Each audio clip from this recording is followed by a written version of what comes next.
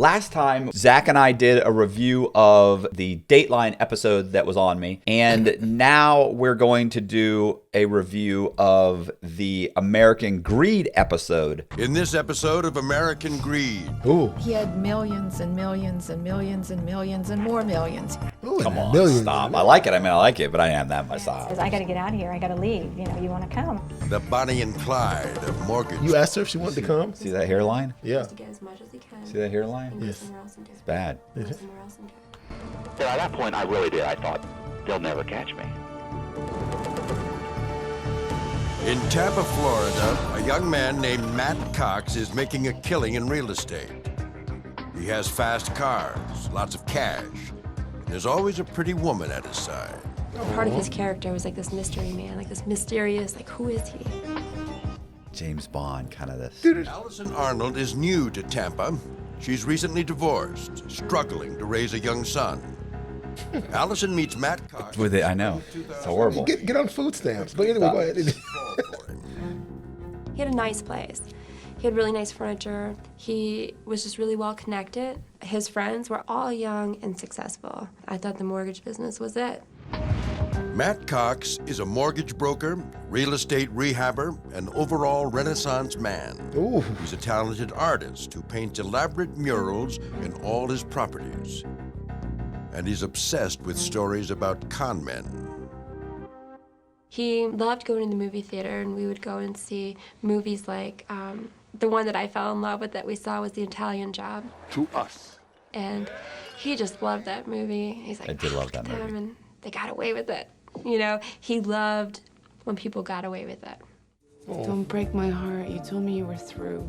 After this, I am, I swear to you. Like his Listen, I love that scene. Have you ever seen The Italian Job? God, it's been a long time. He calls his daughter, and he's like, I'm in Venice. Or he says, I'm in Italy, I think. He says, I'm in Italy. And she goes, with your probation officer's permission, right? He's like, yeah, you know, I like the guy. It's just not going to work out. Yeah, we never really got along. Yeah, you know, I like the guy. Yeah, I do. I love that movie. I love Ocean's 11. I, of course, love Catch Me If You Can. I was love going to ask you about Matchstick that Men. one. Oh, Matchstick Men Matchstick was great. Man. What about Reservoir Dogs? Yeah, but that's not really a con. That's a bank job. Good point.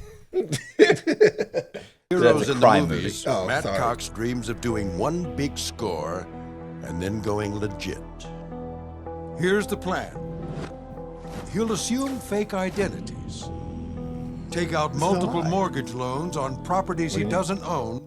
Did you want to do one big job and get out? On average, Yeah, well, each loan hold will on. be around one. They're just not starting from the beginning. No, All I wanted to do was get $1 million, and, you know, that's not true.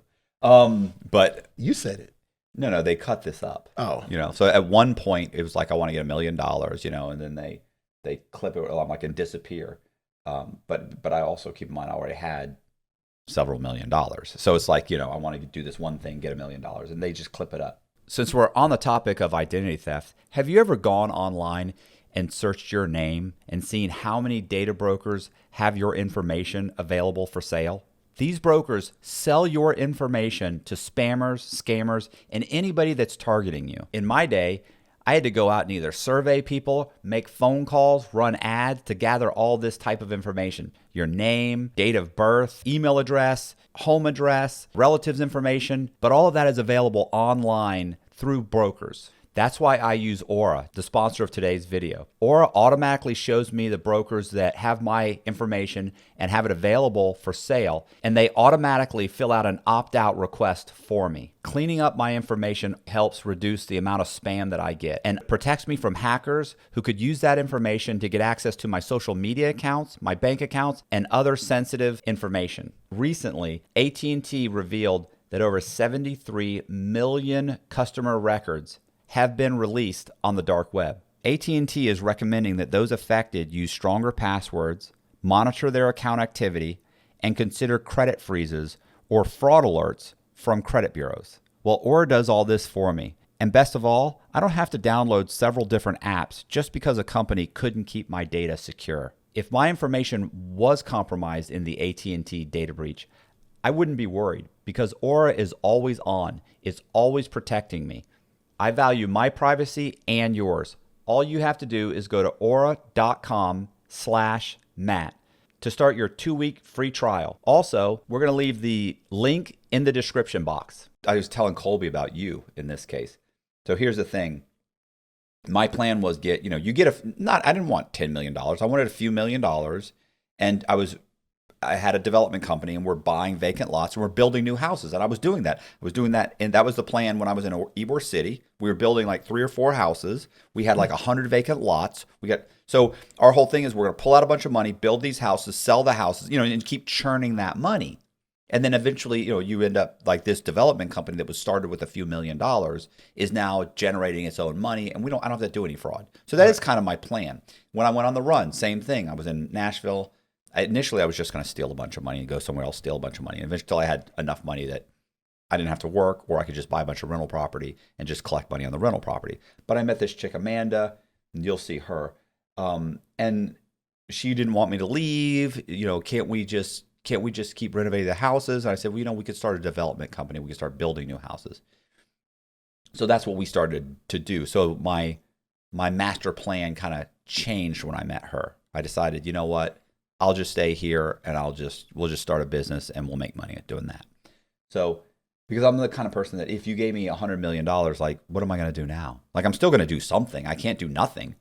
But what's funny is I was telling Colby, I said, well, I said, what's good is this one part will spark a conversation because I don't think you've ever talked about this. You may have, but I was talking about how, I think in everybody's kind of mind, if you're smart, you're thinking, I'm going to get enough money to do something legit, right? Because you think I can't get away with it forever. And I was telling Colby that I said, listen, Zach was doing the same thing. Zach had went out and he bought he got a Subway. Was it Subway? Domino's. Oh, I always say Subway too. Yeah, you got a Domino's. I always talk always talk about it because it was the cheapest option, and we didn't go with the cheapest. You went with Domino's. Yeah. So you started a Domino's franchise. Yeah. Right? Like that's pretty. So but what was your thought process? I'm going to continue to do this forever, or I'm going to do this. No, just make enough and invest it back into the Domino's. Like bringing the Domino's up to prominence. Like I wanted it to be a successful one. So like I was cheating money in order to advertisement at the school, sponsoring games, start throwing money around the community and make sure your spot's hot and jumping. You know what I'm saying? I wanted a little, anyway, I had big dreams for the Domino's, but with illegal money and to turn the Domino's into something profitable. Right. So if you can, like most restaurants, if you can go 3 years, without going under, then you pretty much have a pretty good chance of continuing to be successful. So you just have to dump money in it in advertising for 3 years. Yep. And hope that it ends up going. But were you thinking, hey, and then we'll get another one, like, or possibly, you yes. Just stop, and I'll just stop committing fraud. Oh no, I definitely thought about moving on to multiple locations and opening up wherever it took me. That was my goal. It's like I'm going to put my heart and soul into this, and wherever it takes us, it takes us. But like started off with, like you said, illicit gains. Right. But were you thinking at some point I'll be able to stop? Yes, I was gonna. Yeah. Okay. I like you. I wanted a stockpile. Right. You know what I'm saying? I wanted enough that I'm gonna invest this, and then this is the backup, and we're done. Yeah, that's exactly. It wasn't. That's the whole reason for hiring Mary. It's like, right. Oh, okay, that can keep going, and I can just sprinkle some input here and there, and then I can just focus on my Domino's. Right. So. Which Mary, he goes into with what happened with Mary in his story. But yeah, like I didn't think one big score. It wasn't one big score because I'm making a few $100,000 here, $500,000 here, $100,000 here. Eventually you're going to get $2 or $3 million. Right, but that's how they started off. They make it seem like they start off in Tampa. It's like I was saying, they skip some scenes because it's in Tampa, and they go, "Here's the deal: Matt was going to get one big score." You know what I'm saying? Yeah, and I'm like, stop. I go, they skipped some. No, that's not true. But they're trying to take 10 or 20 hours worth of material and jam it into 45 minutes. Oh, I understand. I've never seen this, so that's my issue. Right. Well, if there's more. Open a legitimate business, sell paintings, or buy some real estate and rent out apartments, or something legit, so I didn't have to do anything else. Allison goes to work at Matt Cox's mortgage company.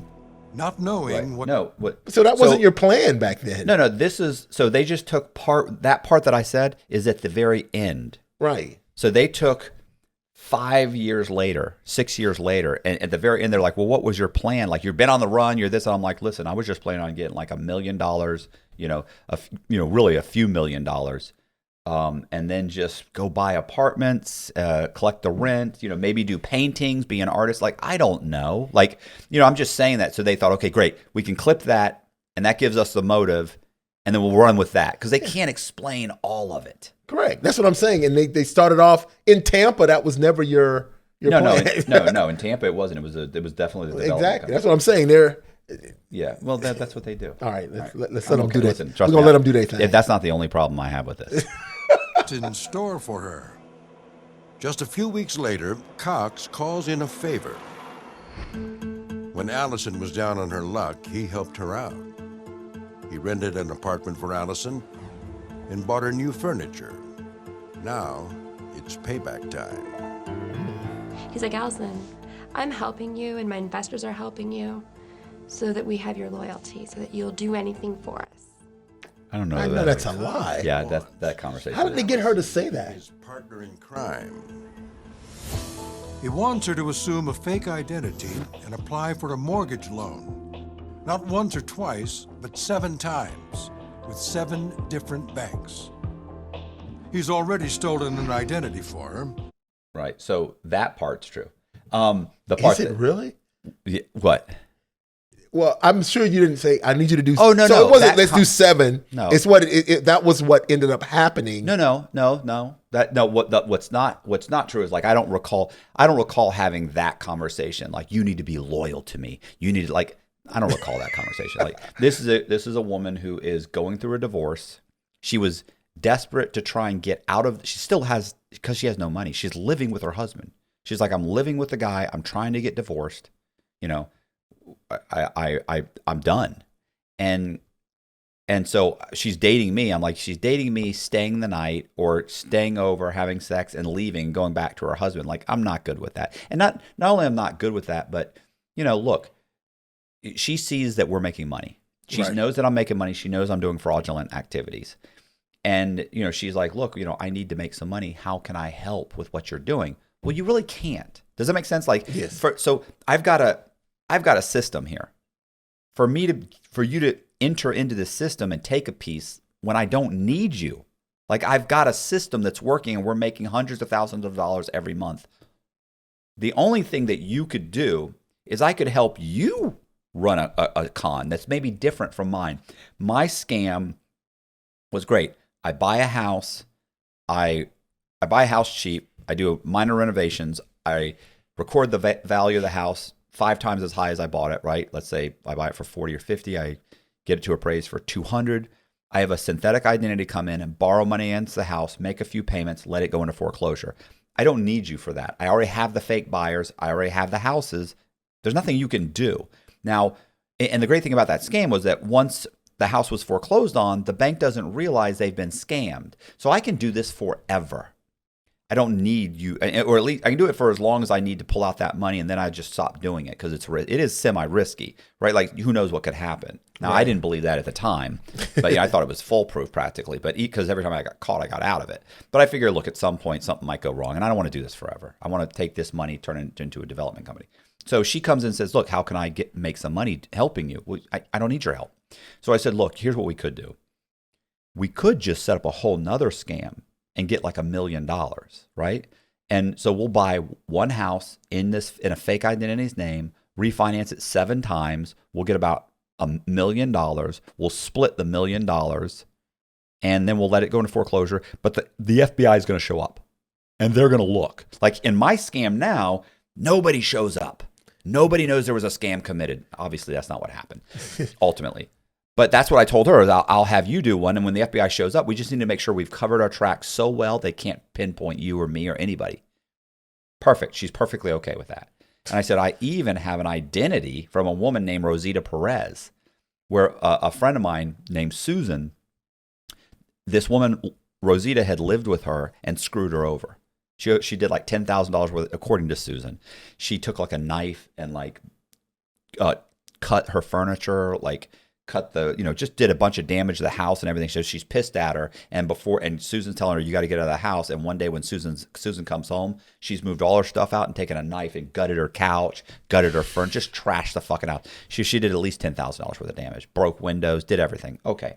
So Susan's like, but I have her information. She's like, how can I fuck this chick over? How can we figure out how I can get 10 grand out?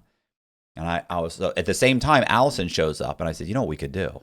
I'll have Allison pretend to be her, buy a house, get 6 or 7 mortgages. We'll get $1 million. I'll give you 20 or 30 grand. And then when it all comes down to it, hopefully the FBI won't figure it out, because I'm positive they won't. And or they'll go talk to her. Huh? Or they'll go talk to the they'll talk to Rosita Perez. Yes. But she doesn't. If she looks at a picture of Allison, she doesn't know who Allison is. Right. She's going to be like, I don't know who that person is. Does anybody have your information? If they said, yeah, Susan Barca. Susan Barca's not involved. You can look at her. You know what I'm saying? Like, none of this is going to, we're using all drop phones. Like, there's nothing that leads there. If you came in the office and looked in the office, like, none of the loans closed here. There's nothing. And we did it in Clearwater. It's like an hour and a half drive. Right. So, point is, I set that whole thing up for her, and Allison's ready to go. She's ready to do it. And we actually closed several loans. So I don't know what happens next, but I'm saying that's what, go ahead. And I was just going to say, and they twisted that to, in order for you to. That I'm basically like extorting her. Yeah. Oh, and the other thing is too, like, by the way. After he took her out of the chokehold, she agreed, I'll do it. All right. Well, the other thing they don't, they say he got her an apartment and got her a bunch of furniture. I did, because I was like, listen, here's what I'm going to do. I went and bought a bunch of furniture on credit cards from synthetic identities, right? So this guy's got a $10,000 credit card. This guy's got a $15,000. Let's go. We'll go to wherever and let's go buy you a couch. Go buy you furniture. So I furnish an entire 2-bedroom, 2-bath apartment in a brand new apartment complex. I pay the first and second month's rent. I put the deposit down because he's got nothing. Boom, you're good for a couple months now. So she's like, holy shit. Like, I met this guy, I fucked this guy for about 2 weeks, and now, boom, he puts me in an apartment. And she can pay for it, by the way, because it was like, back then the rent, the rent now would probably be $2,000. The rent back then was like $1,000, Wow. So she can pay $1,000 a month rent in this place for her, and she's got a son. He can come over, and she's only a few miles from where her husband lives, and she starts the divorce process. So that's where we were, but she desperately wanted, she desperately wanted to make some money, and I've got a way where you can make $500,000, but it's fraud. It's fraud, and she knows it. No problem. Perez, a real person who supposedly crossed a friend of his. The funny thing is look at Preempted. me. I've got bluish green eyes. I had blonde hair at the time, pale skin, and I was portraying to be Rosita Perez. The bankers, the closer for the title company, they're like, how'd you get this name? You're not Puerto Rican or Spanish, are you? And my license said I had brown eyes, and I clearly didn't. Maybe Allison looks too innocent to pull off a con. Whatever the reason, the first time she tries it, she's successful. She walks away from the bank with a check for $117,000. This is surveillance footage of Allison trying to deposit the check. Okay, you see her hair? Yeah. I was the girl that went to the bank. Okay, so her hair's dark brown, but the day before the closing, she actually, I don't know about the brown eyes thing. I don't think that's true, because I don't know that I wouldn't have. I made the license she walked in with. Right. And she opened up a bank account. So, but she had blonde streaks in her hair. So she goes and turns it brown with all these blonde streaks. I remember you didn't like that. You're No, like, I what are was you like, doing? What are you doing? Like, what are you doing? Like, look at the picture on the. It's almost black. It's dark brown in the photo of your ID, and now you walk in with blonde hair. Like, you already don't look Puerto Rican, and now you're walking and you've got green eyes. So it was more I think the hair that I was upset about. On the license, it didn't say. I do not recall it saying. I can't imagine I would have said brown eyes, because she doesn't have brown eyes. Right. And if it did, and it wouldn't have anyway, I made the license, I would have made brown. I would have said green. But anyway, but it was definitely the hair was a problem. And I gave the check to the teller. I would say, okay, deposit this into my account. And then I would go slowly to pull the money out week after week. Supposedly. We never got that far. The check wouldn't clear the bank because the driver's license was fake. Allison tries other banks, but none will take it. Yeah, she couldn't open a bank account. Though this scheme is foiled, Cox hasn't given up the dream of doing one big score and living the rest of his days on a beach in the Caribbean. Yeah, this isn't. course. Yeah, but this part, look. All you ever talked about. Greedy person Look. out there. And what he wanted was money. Money, money, money. He didn't care who he hurt, who he stepped on, or what he had to do in order to get it. Matt Cox and Allison break up, and Cox goes looking for another woman to play Bonnie to his Clyde. He's very, charming. In the beginning, he told me how much he cared about me and loved. Okay, I don't believe in that. Well, the charming part's true. Oh. So, okay, I'll explain this real quick. Okay, so do you see how they say, "Oh, we couldn't cash the check"? Well, and then they end it. But the truth is, she was like, "What about Travis?" So I had a buddy named Travis Hayes. We were doing the same scam in Orlando. She says, "Travis has a bunch of bank accounts. Let's have Travis deposit the check." Yes. And I'm saying, we're done. It's over. Because what she doesn't mention is she got one check. She goes to another title company, does another closing. At that closing, the woman says, "This doesn't look like you," and won't give her the check. She lets her sign, but she says, "I'm going to hold the check. I'm going to make some phone calls. I don't feel comfortable with giving you the check right now. I'll call you in a couple of days. I'll let you know." And Allison's like, "Okay, whatever," and leaves. And she jumps in the car. She's like, "I don't know." She said, "I didn't look like the picture, but it was her. The picture was her." She's like, "Didn't look like." I was like, "Fuck," I'm thinking you changed your hair. Fuck. So she's like, "Well, let's go deposit this check. Let's go open a bank account and we'll deposit the check." And I'm like, "No, it's done. We're done."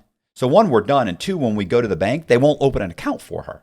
Right. So then what happens is she says, "Well, let's go have Travis deposit the check." And I'm like, "No, don't you understand? That closing we just had is a problem. That woman's going to make some phone calls. It's not going to be that hard for her to figure. She may find out that this is all a scam." What she does is she ends up calling the original owner, and he says, "I didn't sell this house." He goes, "What do you mean?" He goes, "My renter's name is Rosita Perez." See, we had transferred the deed into Rosita Perez. Oh. He's like, "And I have a mortgage." They're like, "Nope, there's no mortgage on the property, and Rosita Perez owns it, and she just borrowed a mortgage on it, and the other mortgage was like $110,000. So she starts making a few phone calls. They end up pulling her credit. They see that there's a bunch of inquiries from other lenders. They call those lenders. Those lenders say, "Yeah, we're closing one on Tuesday. We're closing one on Wednesday. We're closing one on Wednesday also." Finds out that this other person, we already closed a loan. We gave her a check for $117,000. So they call the bank and they put a red flag on the check. Allison insists, "I'm telling you, I want to go and give it to Travis. Let's have him deposit." I'm like, "I'm telling you, I feel like it's fucked up." But once again, that was easy for me to say, right? I have plenty of money. I'm not broke. She's broke.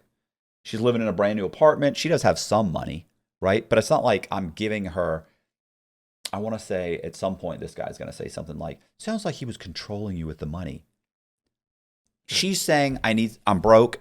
I'm giving her $1,000, $500, $1,000. Like, am I controlling her? No, I just bought her an apartment full of furniture, got her 2 months free fucking rent, put down the deposit, got her electric and water turned on. Like, how much am I supposed to do for you? And I'm she's just still fucking give it. Yes. Right. So I don't, so whatever. Well, before you start. Okay. Now, she gave the check to Travis? Oh, yeah. Gave the check to Travis. Travis deposits it. And then she gave it to him. Yeah. Travis met us he met us at the mortgage place or the development company. She called him or you called Travis? Who? I may have called him to say, "Hey, look, here, I'm going to tell you what's going on." I explain it to him. And he's like, I go, "Can you come by?" He goes, "Sure." So he comes by. Well, I think he came by. I basically called him. I wouldn't talk to him on the phone typically. I'd say, "Hey, can you come by?" He go, "Yeah, sure." He comes by and Allison's there and we explain what happened. And Travis goes, "Well, you think I should deposit it?" I'm like, "No, I don't." And Allison's saying, "It's fine, blah, blah, blah, whatever." And Travis is like, "Yeah, I don't see them putting this together, bro. I think you're paranoid. And look, I probably was paranoid, right? But it doesn't mean you're wrong. So anyway, she gives him the check. He deposits it. Back then, you could deposit a check. You had to wait. You know, it wasn't like, oh, boom, it's $400 available right now, and tomorrow the whole thing will be available. You used to have to wait 4 or 5 days or 10 days or something. So a week later, she's asking me like, hey, what's going on with the check? What's going on with the check? Did Travis call? And I'm like, I don't know. Hold on. I call Travis. Hey, what's going on? He goes, okay, tell Allison to calm down. He goes, I'm not getting any money. I got a phone call from the bank manager. He said he asked me to come in so he could witness me endorse the back of the check. And keep in mind, it's a check made out to her. She's endorsed it, but he endorsed it also and deposited it. And I said, that doesn't make sense, Travis. He goes, no. He said any checks over $100,000 they have to witness the endorsement. I've deposited checks for fake people for 150, 200, 210,000 into my bank account. I've never had to have them witness anything. And I said, Travis, that doesn't sound right. So I tell him that exactly. And he goes, no, it's fine. It's fine. I said, no, bro. I said, honestly, I'm telling you right now, I think you're going to be arrested. I think that the cops are waiting for you. She's saying, no, that's not true. You know, and I'm, because she's thinking, fuck, I need some money. You know, she's about to get 50,000 out of 117. She's going to get about 50. So she's pumped. You know, we're going to give Susan 10 and give her, 30 over the next few loans, and she'll be happy. Allison's splitting it. She's about to get 50 fucking grand. So she's like, go sign the check. So, and as I'm talking to Travis, he's driving, and I go, look, don't go to the bank. The cops are waiting for you. And I never forget, he goes, bro, I just pulled in the parking lot. There's no cops here. Like they're going to have 6 patrol cars sitting in the parking lot, right? Waiting the whole time. With their lights on. And I go, no. I yell at him, don't go in the bank. Don't go in the bank. And I remember I'll never forget, he said, you're shaking. He goes, boy, listen to you, bro. You're shaking like a little fucking girl. And he just started laughing. He said, it'll be fine. And I hung up. So it's kind of like, okay, these two are out of control. But keep in mind too, I look back on it and I think, well, how come you were so confident? I've got hundreds of thousands of dollars in the bank. My bills are paid. So I don't have to be risky. You know, that I don't have to take risks like that. And at this point, I'm now the puppeteer, right? Like if something goes wrong now, like it's on you. Like you're the one who's going to get arrested. So he goes in the bank, he gets arrested. They were in the bank, they were waiting for him, he gets arrested. Jeez. He gets arrested, he immediately cooperates, and they start a task force. So because now we got Orlando, Clearwater, Hillsborough County. So he explains, here's what's going on. There's this guy, Matt Cox. He's running a scam. He pulls up public records, shows them all the houses I bought that are all in foreclosure. You know, you got a guy named James Red buys 5 houses, they go into foreclosure. A guy named Lee Black buys 6 houses, they go into foreclosure. A guy named Brandon Green buys 5 houses, they go into foreclosure. He was able to provide all that information? You could pull it up on Hillsborough County Property Appraiser's website. Think about it. James Red, Hillsborough County. Boom, here's a list of them. He can name them off right there, and you can see right there, foreclosure. Yeah, but what about the other people? Did he know the other people? Yeah, he knew exactly what I was doing. Bro, I got a big mouth. Like he knew what I was doing. First of all, he does construction work, so he's doing construction work on these properties. Right. So he knows James Red, and he knows what he was my best friend growing up. So I felt comfortable telling him this, right? And so he knows what he's happening because he's running a scam in Orlando. He's using the name Michael White and William Blue, I think. He'd already bought 2 houses in those names. He's already borrowed $500,000. So he's fully aware what's going on. Oh, okay. Anyway, so at that point, so they remove all that. Obviously, they can't go over all that. They just say, oh, the check, they can't open a bank account and it's over. But it's not over. What's happened is we gave them check to Travis. There's a whole task force. I don't know there's a task force going on. But then they just immediately jump to Rebecca. So here's Becky. So she says that. So she was not in any way coerced or. I don't think so, other than the fact that, let's face it, she wanted money. I had money. Like, I don't think I had that. So all they got was a struggling parent. That's all they got right. I'm not really a strong-arm person. First of all, I know what your weaknesses are. I know that, I'm not saying I'm not manipulative. I obviously manipulated the hell out of her, right? She was in a position to be manipulated. Right. Plus, I'm fucking her. She sees the money. She sees, how long have you've been doing this for years? And yeah, but she's already out on the limb though. She's willing. Oh yeah, I'll do that. And then it's kind of like, oh, it's blown. Let's stop. She's like, no, not quite. Yeah. Well, I mean, she's desperate. Yes, so. That's the word I'm looking for. Here, let's say. So Let's then go to somebody that's not desperate. Let's go to Yeah, her. no, this chick's. I don't know, she's desperate. But what's funny is yeah, so they just end it here where they say, like, oh, they broke up and that's it. Well, that's not what happened at all. I understand. We weren't really dating anyway. We've just been fucking for a couple of months. Anyway, hold on. Rebecca Hawk is another single mom who's fallen under the spell of Matt Cox. Her story does not have a happy ending, but it begins with promise. All of his friends had brand new cars, gorgeous homes. I mean, and I'm thinking, how the heck I'm barely making it. Sure, I'm a single mom, but. Single mom. That's my buddy Travis. Yep. He's diminutive. Diminutive. It's just a mean word. What he has in height, he makes up for in Who's that? Very persuasive Oh, that's as Jana far Pope. as how Wait. Look, did you see my dog? Look, right there. Yes. Look, there's my little dog. See him? That's Cracker. Oh. I lived in a neighborhood, and I owned most of the houses in the neighborhood, right? But it was predominantly a black neighborhood, and Cracker would run around, right? Cracker, come here, Cracker. So You're anyway, like, well, what do y'all want? Go ahead. yeah, this has got to be Jana Pote. Jana Pote was Jana Pote owned her own private gym. She was a full-time trainer. Like, she trained people. Listen. You ever seen a chick with abs? I mean, she was thin. She was probably only 115 pounds, but super muscular abs. I mean, just, I like the little, we both had, look, Superman shirt. Oh, cute. I know. I know. How corny. I would never do that now, by the way. He was very persuasive as far as how he handled things and talked at the to hairline. people and Look how- got oh, things God, bro, it's taken just- care of. And he was in embarrassing. charge of a lot. So I liked that. I liked that he could, the way he handled things. Ybor City. Matt Cox grew up in Tampa. He showed an early promise in art and studied art in college. In an exclusive phone interview with American Greed, Cox says he always knew art was no way to get rich quick. I mean, I never expected to be an artist because I guess, I don't know, I just didn't think I was ever going to be good enough or make enough money as an artist to survive. His real talent That's a is nice the picture. art of the con and the knack for finding the perfect sidekick. Did you ever paint that? The art of the They Go were ahead. single mothers, divorced. They had money problems.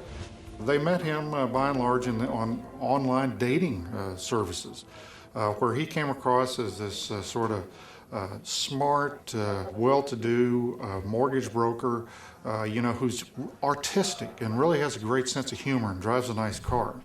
I think that the women, while vulnerable, wanted a piece of the pie as well. He could tell that I was, someone that wouldn't tell on him, and, he could. But in the meantime, he's offering me all this money and saying he wants to take care of my son and I, send Bryce to a private school. And I'm thinking, okay, finally, I met someone that I knew this chick like a month wants and a to half. take care of my son and I. Before and you is left. capable of doing Yeah, it. with her. And not really paying attention to or not wanting to pay Sensationalize it. attention to what he was doing and how he was doing it.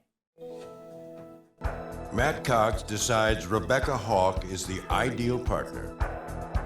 He shows her a good time, think you ever charms did her, that. and takes her to a movie that could be about his own life. We saw Matchstick Men, and it's about a con. You're a con man? Con artist. Flim flam man, matchstick man, loser, whatever you want to call it, take your pick. A lot of it was probably me just wanting to overlook it more so than being realistic and thinking, okay, what are you getting involved in here? In Tampa, a rogue mortgage broker named Matt Cox is assuming fake identities to take out multiple mortgage loans on properties he doesn't own, pocketing the money and making millions in the process. The year is 2003. In a red-hot real estate market, the con man hides in plain sight. Everybody was getting rich. Everybody was flipping property. Jeff Testerman is an investigative reporter with the St. Petersburg Times. This guy.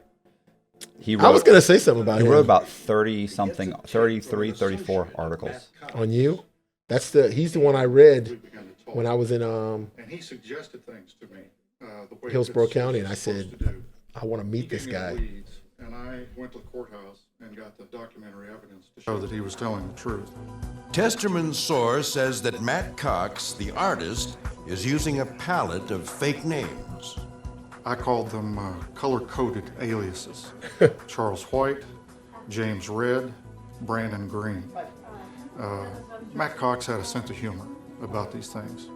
Cox uses the aliases to create sham real estate transactions. There were several that nothing was authentic on the deed. He created a phony buyer and a phony seller. When you've got that going, you can pretty much do anything you want to with the price and the mortgage. In 2003, money is loose, and so are lending standards. Could you fall? Cox applies for loans online, and he uses his artistic talent to forge any document he needs to support the loan. He fakes driver's licenses, W-2s, checking accounts, and Cox even brags about stealing the identities of homeless people. I ordered his social security card. I ordered everything. Went and sat in DMV for 3 hours, and they gave me a driver's license as Gary Sullivan. It was easy. I don't feel like that's bragging. This is one of Cox's fake documents. You're making a statement. It purports to be a satisfaction mortgage statement, a document that says Cox owns a property free and clear. It's signed by two witnesses, Lee Cook and Jimmy Balls. Their characters dreamed up by Cox. Who's Lee Cook? I don't The know. two witnesses, Balls and Cook, I think Cox's shorthand on this would be, I'm really cooking the books with this deal. Stop. It really takes balls to do it. No, Oh, hey, he figured it out. that's silly. He figured it out. That's not true. Hillsborough County Courthouse. To most banks, it looks legit. And Cox can take out mortgages on a property that he doesn't even own. The person that's living in the property is still making the payments, so it's not drawing any kind of red flag or anything. So that's what he would do. And you just get someone that's working at the courthouse, they're not paying attention, and you have the satisfaction sent back to you, and it shows that you own it. By the end of 2003, Cox has done 90 fraudulent real estate deals, totaling almost $4 million. Really? You think that's accurate? But at the St. Petersburg Times, Jeff Testerman is about to... So it was, boy, I wish that was accurate, by the way. 4 million would be nice. I'm saying 90.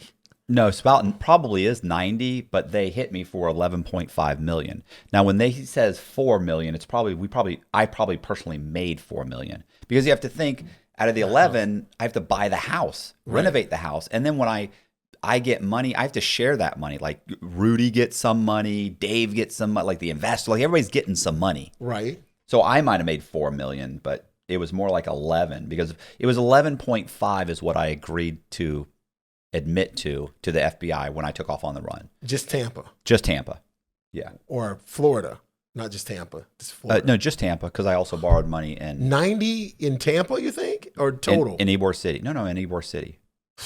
Because they say it's 109, but I don't think it is. I think it's closer to 9. I think that statement is misleading. I think it's closer to 90, and I think it's closer to me personally making about 4 million. You bought those houses up in Ybor City? Yeah. The ones that they were like right now would be right behind, what is the street down there, where Ybor?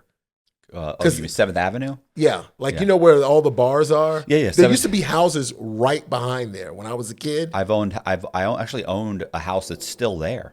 A lot of these houses we can drive by and you can still see that house. Like I own that house. Some of these houses I bought and sold multiple times. I'm straining my brain to figure out who I knew that used to live right. But I went to their house in high school. Right. That house would be worth a lot of money right now. Listen, of course. Same houses that they're gone. Well, the same houses that I was buying and selling, the same houses I would buy for $50,000, and you could sell it. You could probably sell it legitimately between $100,000 to $150,000. Let's say legitimately. I'm saying that's what the average would go for, between $100,000 to $150,000. Now those same houses are legitimately going for $300,000 to $350,000. Those gentrification going on down there. They're gone. And this was complete hood. There was maybe one or two bars. It's still hood. It is kind of. Yeah, yeah. But it's not what it was. Oh, no, no, Because it was- even the streets were garbage. No, when I was growing up, probably 10 years prior to this, like you basically almost guarantee you might get mugged going to Ybor City. I mean, it was bad. Like it was bad. Yeah. Until they came in, they rebuilt Centro Ybor. Yes. Yeah. Then it changed, but not that much. But then like they were still living behind. Yeah. Because when I left for college, the Ybor was building up, but right behind it was still the houses. Yeah, you could I still went to that. I'm trying to remember you who could that walk person 3 was. blocks. You could walk 3 blocks. And be right in the hood. Right. Go to print with a major expose of Cox's scheme. Cox catches wind that he's about to be front page news. That's the article I read. Dubious deals. Dubious deals. You don't have that article? I got upstairs. I was in Hillsborough County Jail the day that article came out. I gotta leave. You want to come? Rebecca Hawk has known Matt Cox for just 6 weeks. Incredible. 6 weeks. She puts her 13-year-old At son best. Bryce on a plane to her mom's house. Says goodbye to him and hello to life as a fugitive. Incredible. It was so hard, and I was crying hysterically. And Bryce is like, "Mom, you'll see me in 2 weeks."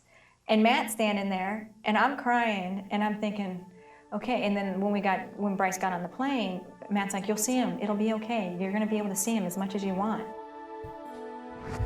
So let me tell you about Straight that. lie. I did not go to the airport. That always kills me because I didn't go to the airport. Well, somebody was there and lied to her. No, I'm just. So I didn't go to the airport. What happened was she had stayed the night. Her son was at the end of the year. This is what she told me. She said when she was trying to convince me to let her come with me. Right, when you were trying to talk her. Right, I was out trying to of say it. you don't need to do this. You don't need to come with You me. have a child. Right. You have your kids, you have your parents, like you have a job, and then she explains to me, like, listen, you have no idea. Like, look, first of all, the only reason I'm in Tampa, so she'd move to St. Pete. She was like, the only reason I even moved here is because she was working for a lawyer.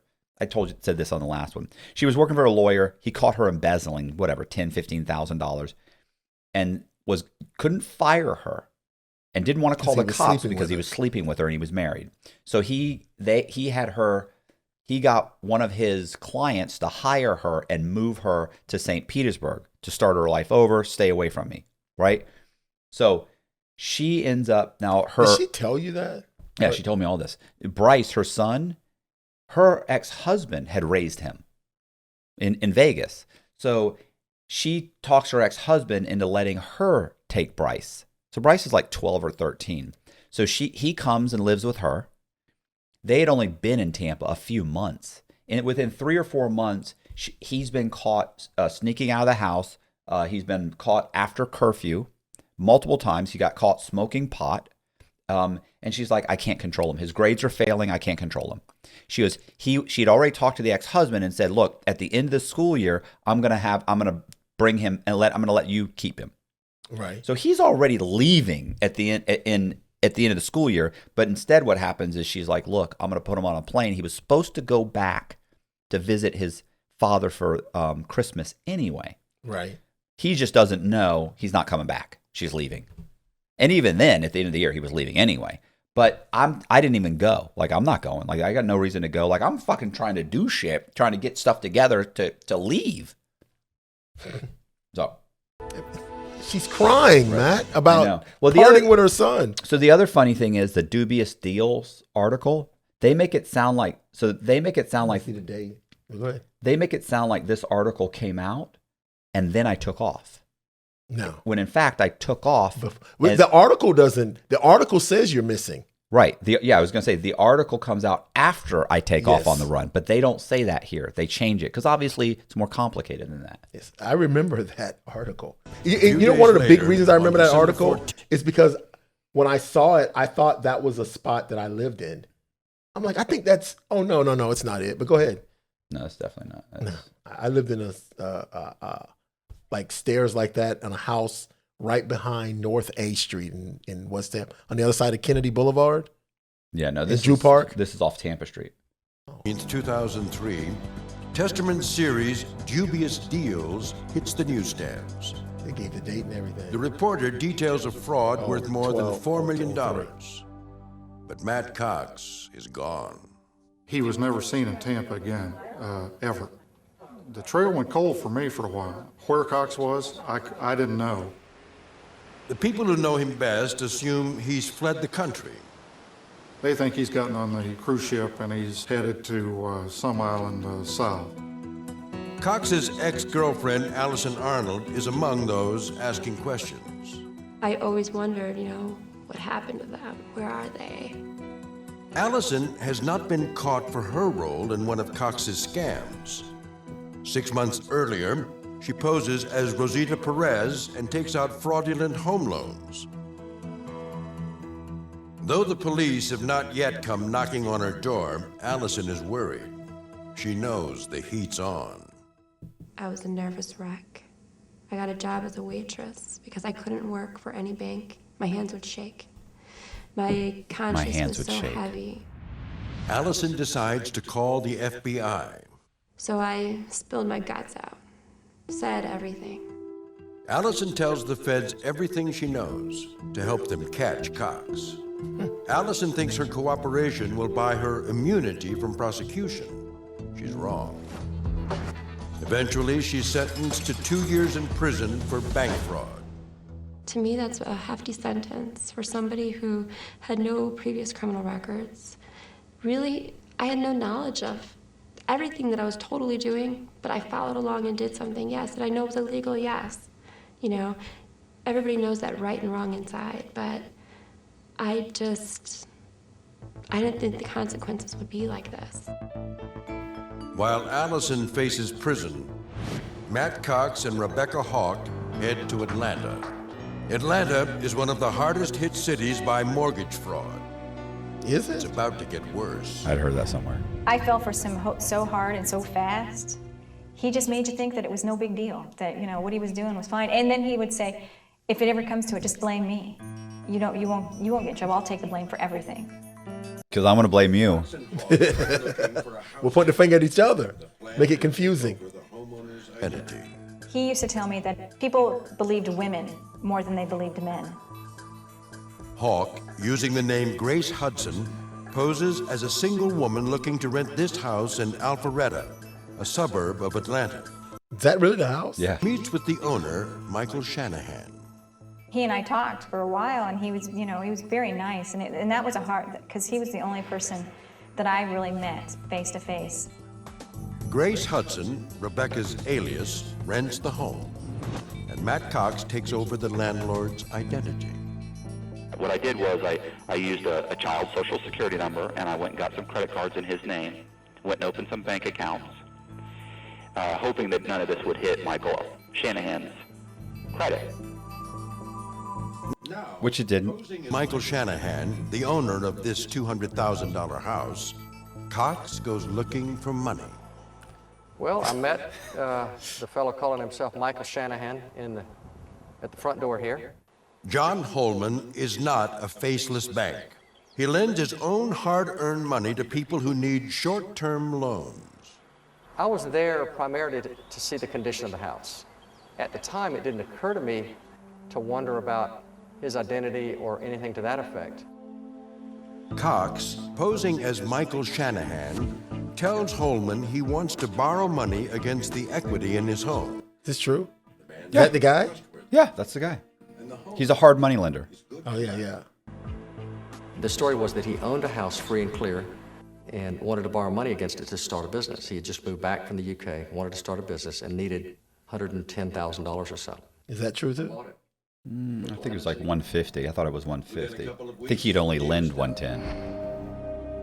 Holman has no idea Cox is also talking to a friend of his. I'm what they call a hard money lender. I lend money mostly to other investors Called a couple buying of them? properties to renovate and I resell. called 3 of them. They got 3 loans. Cox tells Peter St. Martin he wants $106,000 to start a business. To St. Martin, Shanahan seems like a sure thing. It was a 50% loan-to-value loan up in Alpharetta, Georgia, in a beautiful neighborhood. Very low risk. Both lenders do their homework. Very low risk. So I let him put the noose around my neck. What could happen? His ID. And he had actually more than the normal ID. He had a Florida driver's license. He had a credit card, and a Social Security card, all in the name Michael Shanahan. So everything checked out, and we made the loan thinking that we had secure interest in the property. A month later, Peter St. Martin realizes Michael Shanahan has missed his first loan payment. John Holman is in the same boat, but neither man is worried. Each thinks he's the first in line to foreclose, if necessary. And I'm happy about it. And I'm looking forward to taking back this collateral and selling it very quickly at a very nice profit. Although we don't do these loans with the purpose for getting the house back, it's not necessarily a disaster for us. But Matt Cox will have the last laugh. That's why I remember. So here's what's funny is that they were just two. There was actually three. There was another. It was actually a third loan. Yeah, there was a third hard money guy. I guess he probably wouldn't come on the program, so they just don't mention him. Oh no, but anyways, yeah, there was three. Wow. I just met them, and somehow I'm like, Kind of saying, well, where is your property? You know, because you do most. So John and I were chatting and mentioned that, yeah, I did this loan. You're not going to, this guy, first month default, blah, blah, blah. I don't know what rang a familiar bell there, but I asked Peter, what street was the loan on? Mine was Kingham, and you're like, oh, no. I said, uh-oh. It's the same property. Same address. And I said, what was the guy's name? And he said, Michael Shanahan, and you said, I said, uh-oh. Unbelievable. Well, and the fact that he borrowed money from you and me, we both know each other. And I sat there during the rest of that concert thinking that I was probably out $110,000 and not real happy about it. John Holman called Stop. the U.S. Attorney's Office. They're fine. of course. I tell you, for some reason, something. The old me is like, stick it to the man. We protect the president and former presidents, but we also deal with any kind of financial crime, anything that affects the financial infrastructure of the United States. Special Agent Andrea Peacock doesn't know who Michael Shanahan and Grace Hudson really are. It was John and Jane Doe, and when we obtained our initial warrants for the two, they were in the name of John and Jane Doe. I wonder The why Secret they Service got a warrant creates for a her. wanted poster and eventually tracks down a former associate. I mean, she's obviously in on it. She rented the property. And keep in mind, too, by this point, they realized, so she rented the property. She also opened up bank accounts. So the money, we're putting money into her accounts and Michael Shanahan's accounts and other people. Lots of people's accounts we're putting money into. Okay. Well, that explains it. Because, all right, renting a house doesn't necessarily mean she's involved. Right. But laundering the money does. Yeah, it does. So, yes. You got to clarify. Yeah. You please. So it's conspiracy to commit bank fraud. Cox's in Tampa. Please identify the He crimes. did, in fact, know who he was and told us his name was Matthew Bevan Cox. Agent Peacock learns that Matt Cox has taken out 3 loans on Shanahan's property for a total take of more than $300,000. 3 loans. Peter St. Martin is out of luck. His title insurance will not cover the loss. Is that true? They did. They paid him eventually. Overnight to a small business, that could have easily put me out of business at that time. It hurts. Luckily, I'm a multi-millionaire. So Agent Peacock talks to the real Michael Shanahan, who realizes he's a victim of identity theft. Credit cards and checking accounts have been taken out in his name. And then there's the statue that Cox left behind at Shanahan. we've seen the We've heard about the statue. Of course. He told me that he felt like he was leaving it behind on purpose because that was the way he felt when he saw that statue and realized what Cox had done to him. Not He true. felt like he was mocking him. Not true. That's not the true. evil part of Matthew. What would you pause it? What would you say was the purpose of the statue? Just to clear the air. No, honestly, I just did a paper mache stat. I'm bored. I have nothing to do. This fraud is not full time, right? Like we set it up, and you have to wait a week. And that took a while to set up, right? Like that from beginning to end. What is that? 60, 90 days? Something like that. Yeah. So we're not doing anything. Like we're Becky and I are going. Like we went to like Mexico. We went to Vegas. We went to Jamaica. We went to we're traveling all over the place. We're just like you just can't hang out in the bedroom until suddenly they record the the satisfaction of a mortgage or until you can't do that. So, you know, we're rock climbing and we're just doing a bunch of different stuff. We traveled to Charlotte, North Carolina. We rented another apartment, so we had somewhere to go. When we took off from here, we wanted to have a place rented there, fully furnished. So we spend a couple days in Charlotte, right? We go to Charlotte, we rent, we're buying $30,000, $40,000 worth of furniture. We fill up an apartment. So we've got a place ready. So when we get our money here, we bolt over there. So it all comes down and it all falls apart in Atlanta. Well, we're already in Charlotte, North Carolina. Right. So, and keep in mind too, Becky also had done another, this isn't the only one we did. We did a few others. She'd already borrowed like $60,000 in someone else's name. So that's another reason that she deposited that check into her account. So it's obvious, like, okay, clearly she's doing the same thing he's doing, but they don't ever get into anything she does. Well, okay. What was the purpose of the statue? Oh, the statue was nothing. It was just something to do. I mean, it's of the what do they call it? The Scream. The Scream. Yeah. It's probably a better version of The Scream by Edward Munch. Yes. So your version would have been better. Yeah, because his is. You ever seen his? It's like yes. It's like it's silly. It's melting face. I know it's silly. I had actually seen that someone do this in a movie, and I always liked the statue, and it was a paper mache. And they compare it to Edward Munch's The Scream. So I thought, oh, fuck it. I got some time. I'll make one. The problem was when we left, we were driving like a Honda Element. And so we packed all our shit in the Honda Element and it didn't fit. I even had to remove the back seat, and I left the back seat of the Honda Element in the garage. And I left the statue in the garage. And we cleaned up the whole place. Now, all the bedroom furniture, we actually broke it down and put it in the garage. Like, the house was perfectly clean. He says when he got there, the statue was in the middle of the living room, that there was all the documents, the fraud documents were scattered all around it. And the place was trashed. Like, it wasn't trashed. We lived in the bedroom. So it wasn't trashed. There was all the documents and stuff that I had were basically just in a pile sitting in the kitchen on the counter, I think. And the statue was in the garage, but that's not what he says. He says, "Oh, it was in there. He staged this whole thing like I was taunting him," but I wasn't taunting him. But his description, it is great. It's a great description. It beautiful evil. It makes me sound like it definitely makes me sound like a get a man credit for putting that in his mind. Like, this guy. Right. I'm not saying I deserve any less. Clearly, I deserve it, but you know, it's inaccurate. But that's fine. I get it. Okay, I get it. Go ahead. Hold on. Here's Becky. All right. As a trail to see this is what I've done. He's just like, try and catch me, you can't. Flush with cash, Cox and Hawk go on a spending spree. I went from having absolutely no money to having money. And even now, I think, God, I wasted a lot of money on nonsense. Hawk is obsessed with clothes and jewelry. Matt Cox is all about fast cars and breast implants. I never got a breast implant. What man is it? She got breast implants. You want to hurry and get to a breast implant. Man, look at those. I'm like, yes, if this is going to make you happy, let me, I'll do it for you. Of course. I mean, so. And of course, she's giving them back now that you're out of her life. Right. But go ahead. He can paint or twist to fit his fantasies. He does the same with his own appearance.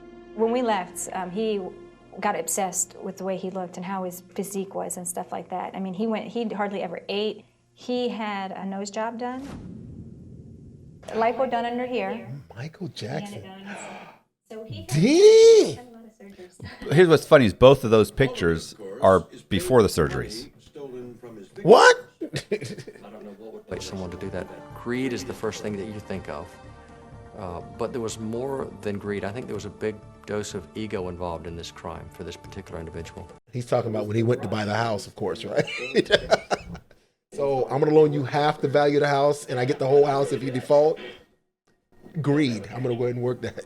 Yeah, at like a 13 or 14% interest rate. It's fine. It's fine. That's what he's talking about. He's not talking about what you did. Look at that photo. I saw that. Secret Service Special Agent Andrea Peacock is on the tail of Matt Cox and Rebecca Hawk. I have a story about her. Two of the most wanted financial fugitives. But the Secret Service is never sure where they are or what names they're using. it was impossible to predict what identity he would use next. Cox has as many as 50 aliases. Joseph Marion Carter Jr., Philip Daniel Morgan, Corbin Blair Thomas, Matthew Bevan Cox, Gerald Scott Cugno. How is one of your names an alias? Richard Paul Grahocki Jr., James Franklin Paig. Those are reprints. She didn't actually ever get the original ID from you, did she? Yes, she did. We had all the IDs. Not all of them. Like some stuff, like Gary Sullivan and stuff. Like once that scam's done, I just ditch everything. But all of those were kind of active, or I had them on me. Oh, so she did recover them. Yeah. Oh, okay. But you said you have a story about Yes, Andrew Peacock. Yes. Okay, so at one point, at some point in time, when they were talking to me, I don't remember if I was in jail or out. They were asking me if I had any. I don't know. I was talking to the detectives. I think I was. Anyway, I told them I know where Matt Cox is. No, you did not. I swear to you, I did. I've never heard this. I have never heard this. This is because, keep in mind that you were out and living in what, Tampa? What are we talking about? When I drove by? No. When you saw the article, dubious deals. I was in Hillsborough County Jail. And so he reads this article. I was in Hillsborough County Jail, and they passed I had a fixation with you before then, because like in just to explain, doing my crime, like I was the only one that like would put together schemes. So everybody else was like, "Oh man, that's brilliant! That's brilliant! That's brilliant!" Right? And when I read that article on you, I'm like, "That's brilliant!" Like this guy is brilliant. Automatic fixation. And my mind told me, it's like, oh my God, this is somebody who's probably equal or greater than me in figuring out. I swear to you, that's what, yes. The egos at this table. It's unreal. It's unbelievable. So anyway, and I believe I was out. At some point, a detective called a phone that I had. And it's all long story. I don't remember what it was situation. But he's like, because he knew my name. At that point, he knew me, and I'm going to have a warrant. I really can't remember the scenario because part of me thinks I called them to find out about something, and they're like, oh, we're going to arrest you, blah, blah, blah. So then I said, well, what if I have information about Matt Cox? Would you be interested? Dead ass silence. I'll never forget this. And this is only half of the story. Dead silence. What if I have information about Matt Cox? Would you be interested? Nothing. Then he comes back and crickets. Goes, of course we'd be interested. Like, I remember looking at the phone like, of course we'd be interested. Wish I had some.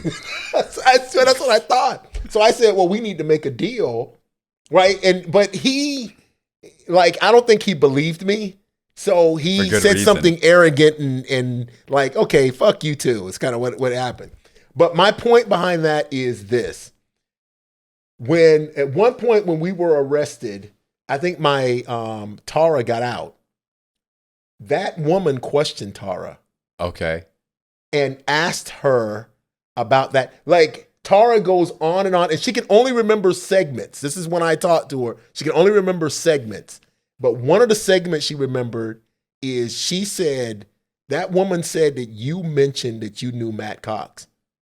This is way before we met. Yeah. Because we meet Zach and I meet in federal prison, and Zach came to me, and when we were talking, he said, I knew about you before this, right? And I was like, no. He said, I read an article on you. He goes, and I remember reading the article. And I remember thinking, I would love to meet this guy, but the only place I would ever meet this guy. I said that in jail.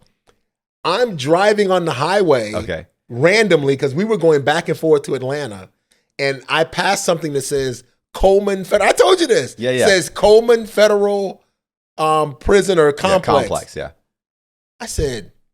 I go, that's a federal prison.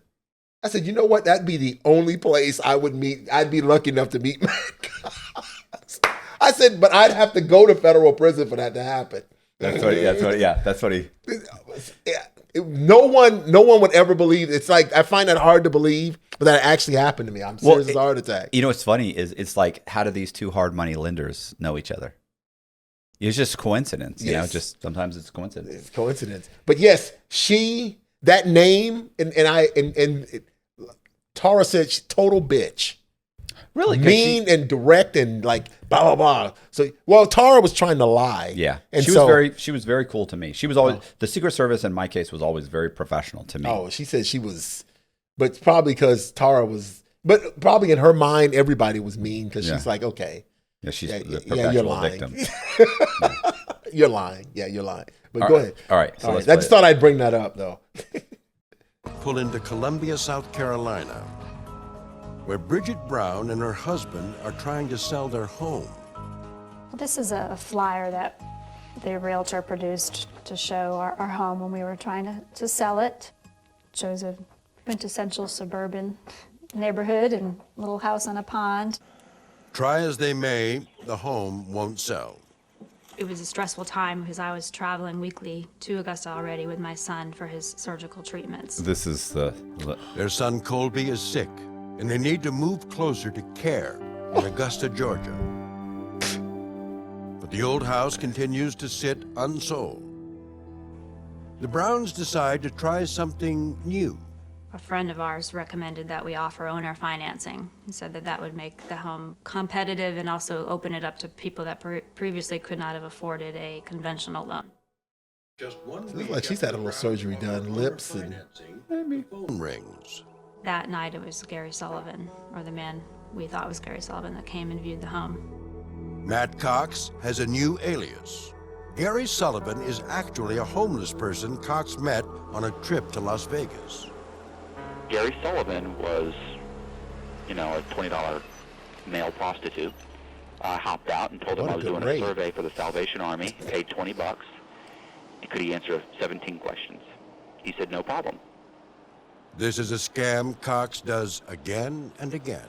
He would take this form that he created, that he, titled a Federal Statistical Survey, tried to make it look from, official, form number. In the small print, it has U.S. government printer office. And he'd ask for, full name of birth, their mother's maiden name, father's name, Social Security, had they ever been arrested, any kind of information that could affect him using that identity. He gives the con man everything he needs to create a new identity. I ordered his Social Security card. I ordered everything. With his identity secured as Gary Sullivan, Cox learns about the Browns' home and moves in for the kill. He was very unassuming, very demure, kind of quiet. The con man cracks jokes at his own expense. He talks about the braces he just had put on his teeth. And he said, when you're as short as I am, you don't have much to go with, so everything has to be perfect. The con man is so nice line. Bridget Brown feels sorry for him. And we knew from what we were told that he had a bad credit history.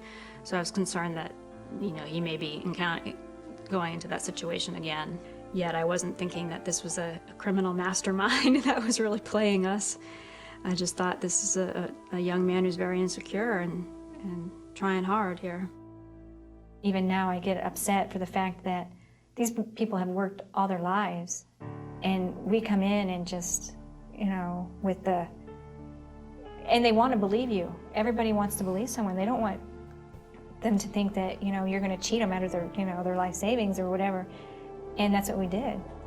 It's actually not what we did. No, but I mean, but that's fine. On their housing crisis. Oh, the boy's out of the hospital. A lender referred him to me for closing. Mary Nell Degenhardt is a real estate attorney in Columbia, South Carolina. A few days after representing Gary Sullivan at another closing, she talks to an abstractor, someone who researches a property's title. She said, your mortgage is recorded in first position, but there's 4 or 5 right behind you within 2 days on the same property. I knew then what he had done. He had refinanced with several different attorneys. And there's a lag time at the county, so you would have never seen the mortgage until they hit all at once. It's too late. The mortgage checks have cleared. And Matt Cox has taken $1.2 million on a $200,000 house. Degenhardt issues a warning to all the banks in town. Immediately, I believe Wachovia was the one that put a fraud alert out through the system. On March 4th, 2005, Gary Sullivan strolls into a Wachovia bank in Columbia, South Carolina to withdraw money. The bank teller sees that a fraud alert has been issued on this name. Within minutes, deputy sheriffs arrive and ask Gary Sullivan to come downtown. I'm freaking out. So then I go and the investigator shows up and he's arguing with the guy from Wachovia, and we're arguing. Whoa, this isn't the one where they caught you in the bank, is it? There's nothing illegal about taking out. Right. So this is, I'm in the bank. They handcuffed me. In this conversation, like he just said it wrong. He said they bring me downtown. Yeah. Okay. First, no, all this happens in the bank. Okay. I then go downtown, fill out a police report, and they let me go. Gotcha. Okay. Up next, can Matt Cox talk his way out this time? What? Naturally. For more information and web exclusives on the crimes of Matt Cox, go to americangreed.cnbc.com. That's crazy. I don't remember seeing this. I have to check that out. See what else I did. The crimes of Matt Cox. It's probably listed under that. Chronological. Yeah, I mean, I can see, it's funny watching it. I can see how they condense stuff and remove stuff. Matt Cox, the financial fugitive, stopped at a bank in Columbia, South Carolina. He was at the teller, and the cops came in and handcuffed him and said, "Come with me." And he was like, "Oh, crap." I'm freaking out.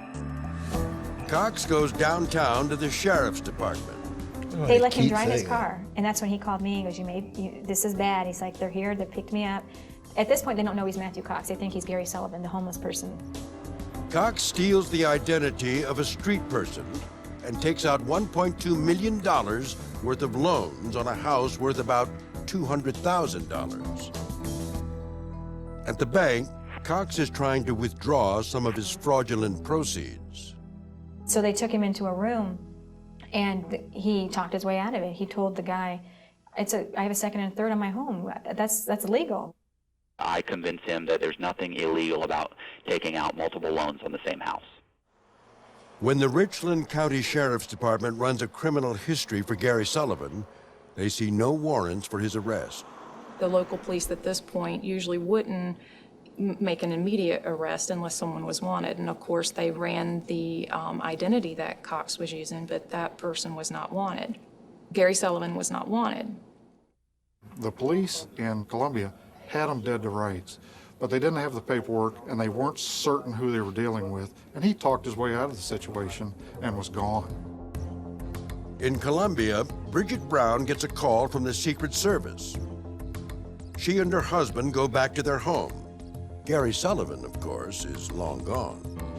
On the kitchen countertop was a fax machine. On it was just tons of spilling out of mortgage applications for home equity loans. Really? These were just some examples of the infamous loan applications that we found in our house, where he had forged our names and said that he had paid us off. And did you deal with her or both her and her husband?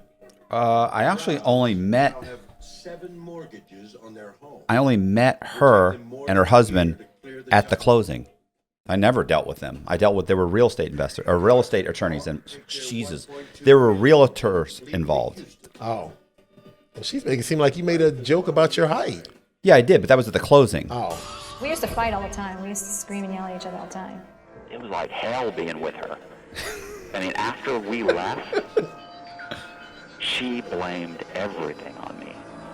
What have I done? Why have I left? Why did I do this? Oh my gosh.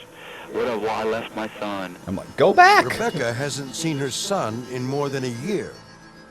Her mother isn't sure if she's dead or alive.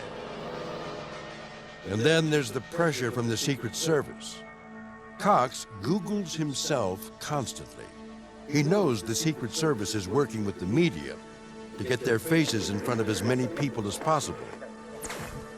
Rebecca Hawk can't stand the heat. We were on TV.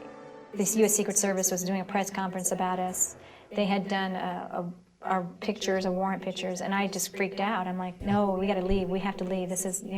We're too close. They're going to find us. We got to go. She was definitely going to get us caught. I mean, that's what I was thinking. She was having a meltdown. I mean, she really was melting down. She she was coming apart. One morning in March of 2005, Rebecca takes a shower. And Matt Cox sees an opportunity to steal away. That's not true. He takes all the cash, but leaves behind all his cell phones. Any way that I could get a hold of him, he left. And I was just like, what? And That's not true at all. Of course. That's not true at all. Yeah, she knew, you know, I did leave. But I only took like $100,000 and she ended up with like 500,000. And yeah, but didn't you put her in a separate apartment first? No, this was different. This is when we were in Houston, Texas. No, yes, that had happened, but that was in Charlotte. By this point, what she's talking about happened here. We had moved to Houston, Texas, and we had about 600,000, and I left her with like 500,000. Not that I left her with it. We argued about it, and she was basically saying, "Look, you're going to go on and make a bunch of money. I have to live off this money." And so I was like, "Fuck it!" Like, just to get away from her, give me $100,000. You know, or she didn't. I didn't say give me. She said $100,000. I said, "I'll take it." So she gave me $100,000, and then I just left. But when I was walking out the door, because I'd left before, and she always called me on my cell phone within 20 minutes of begging and crying and pleading, and so I just took my cell phone and I set it on the counter. I thought when she calls, it's going to ring there, and she's going to know it's over. And I've got no way for her to call me, right? So I'm not going to be suckered into believing her lies and come back. She's done. And sure enough, I got into the U-Haul van that I'd used to transport all of my furniture from Charlotte, North Carolina, all the way to Houston, Texas. So I got, and by the way, it's empty now because we've already emptied it into a storage unit. So I'm driving this empty truck all the way back to North Carolina. To North Carolina to get my car. It's ridiculous because first of all, I didn't want to leave I could have just left the vehicle, right? Like, my problem is if I leave the vehicle, eventually the Secret Service or the FBI is going to figure out, okay, well, there's a vehicle in Houston, Texas, and they could track me back there. Now, granted, they're just going to find her. I could have just got on a plane and flown wherever I wanted, but I figured drive back, get your car, take your car, go somewhere else, start over, drive the car for a couple of days, get another vehicle, get a new ID, get a new identity, get a new car, and then take your car and bring it back to Charlotte and leave it in Charlotte, which is exactly what I did. Smart. But at this point, I take off, but I don't leave her with nothing. First of all, when they caught her with like 40 grand in the bank. She'd been living, had been living for over a year, had just gotten a job, and had paid in full for like whatever that school is, cosmetology school, to cut hair. So, so the idea that I left you with nothing and you were able to pay $2,500 a month for your apartment, plus for a year. Yeah, for a year. You got a car. She bought a motorcycle. She got $40,000 in the bank. Like, come on, none of that's true. You didn't even have a job for almost a year. And when she did, when they caught her, she was a waitress. She'd been a waitress for like 2 weeks. So it's, not true, but whatever. I expected, okay, he's going to come back. He's just mad. He's going to come back. And, well, he never came back. Weeks turn into months. And Rebecca tries to go straight. She makes up a new name, Rebecca Sue Hickey, and goes to work as a Did she do it on her own, or you helped her with that? She had that ID before we got her that before I even got there. Based on wanted poster that this person believed that she was using the name Rebecca Hickey. Rebecca Hawk is arrested in Houston while attending class at a cosmetology school. There were about 5 U.S. Marshals that came in to class, and I was just like, oh, man. And I thought, they're here for me. The Secret Service hopes Rebecca can answer their most pressing question. Where is Matt Cox? I wonder who turned her in. She hasn't seen him or talked to him in a year. So my understanding on who turned her in was that she had been communicating with her mother. This is what the Secret Service said. They said she'd been talking to her mother. Her mother's like, I'm worried, I'm scared, what are you going to do, blah, blah. And she's like, Matt's gone. And she's like, come home. She's like, I can't come home. I've committed a ton of fraud. I'm going to go to fucking prison. She's like, I've got money. Everything's fine. And she said, look, I've got an ID. I've got money. I'm good. So her mom's like, you know what, at least tell me where you are. And she tells her, don't worry. Are you safe? Yeah. She's like, I live downtown. I live in Houston. It's fine. Or in Houston, Texas. It's fine. So then a month or 2 months, 6 months later, months later, she ends up telling her mother, she's like, oh yeah, I'm starting cosmetology school tomorrow. So her mother knows she's in Houston going to a cosmetology school. So how hard is it to go to the 3 cosmetology schools that are in Houston, Texas, and show them her photo? And somebody's going to be like, yeah, I know who that is. She's registered here. So they figured it out. Now, according to Becky, what she told me was that she was a waitress and that a U.S. Marshal came into the restaurant and recognized her. And then went and then they got her fingerprints and then they checked and then they said it was her and then they came and arrested her.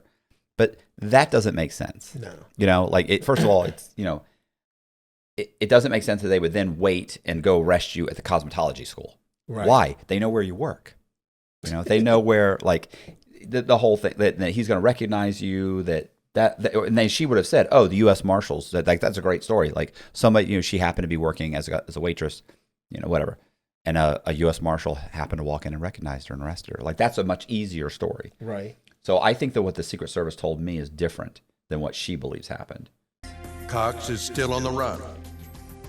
Now he's in Nashville with a new girl and a new real estate company. Banner. Maybe it's karma catching up with him. But the con man is about to become a victim when American greed returns. You can't get away with that forever. Gail McKenzie is the federal prosecutor in charge of the case. There was absolutely no regard for the over 100 victims that he left behind. His girlfriend/accomplices, he knew they had gone to jail. He just moved on with more and more fraud.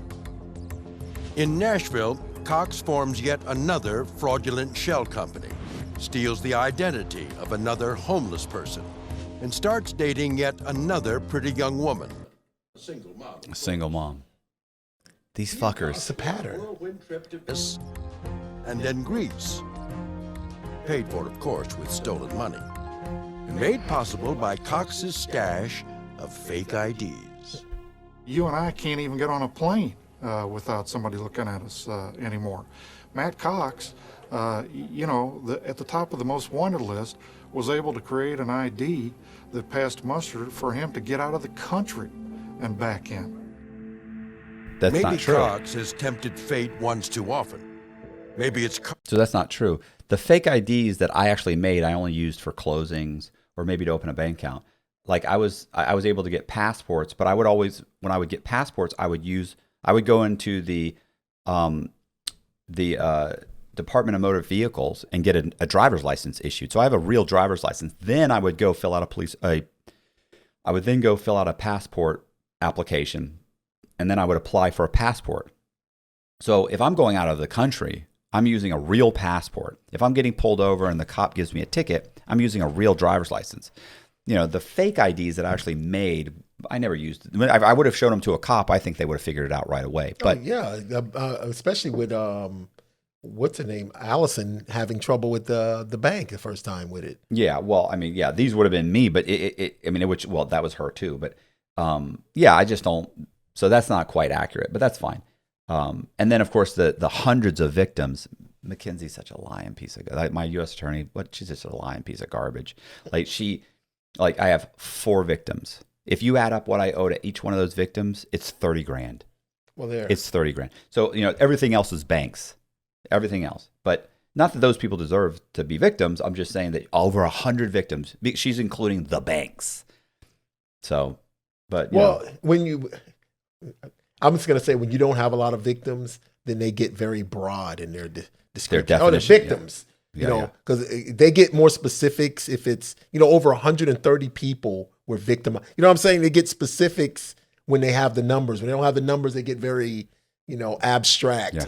Over 100 victims. You know how many people were injured or took losses? And look, is it over 100 victims? Like, I don't think it is. I think it's over 50 victims, but victim banks. But, you know, the thing is, she then says, you know, she goes and says, you know, people and this and that. You know, what are you talking about? You never once said banks. You should. Why didn't you just say over 50 victims? There's 4 people and over 50 victims, 50 banks. Yeah, that's what you could have said, but you don't. You know, they have to make you look as horrible. Not that I'm not a horrible human being, but whatever.